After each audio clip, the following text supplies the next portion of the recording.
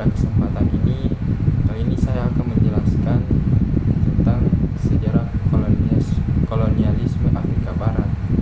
Nah, halo semuanya.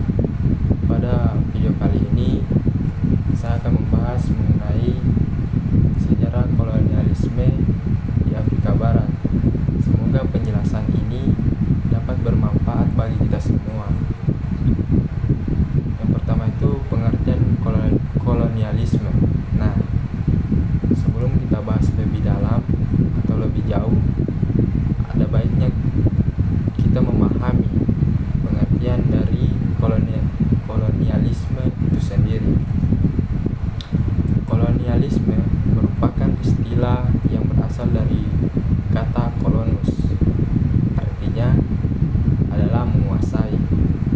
Oleh sebab itu, kolonialisme dapat dimaknai sebagai suatu upaya dilakukan suatu negara untuk menguasai wilayah tertentu di luar negaranya. Adapun tujuan dari kolonialisme suatu negara ialah untuk mencapai kekuatan yang dominan di berbagai bidang kehidupan, baik politik, ekonomi, sumber daya alam, maupun sumber daya manusia.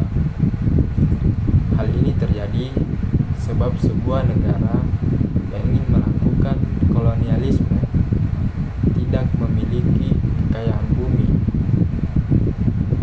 yang dibutuhkan selain itu.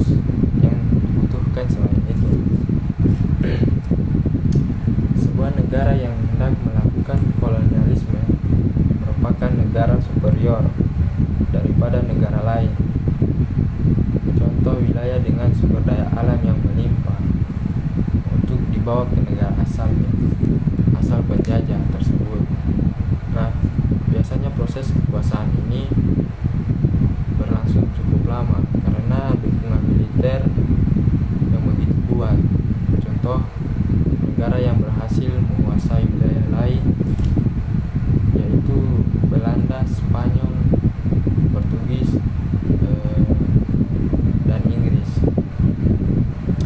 Kolonialisme di Afrika Barat dimulai pada abad ke-15 dengan masuknya perdagangan budak dan sumber daya pada abad ke-19.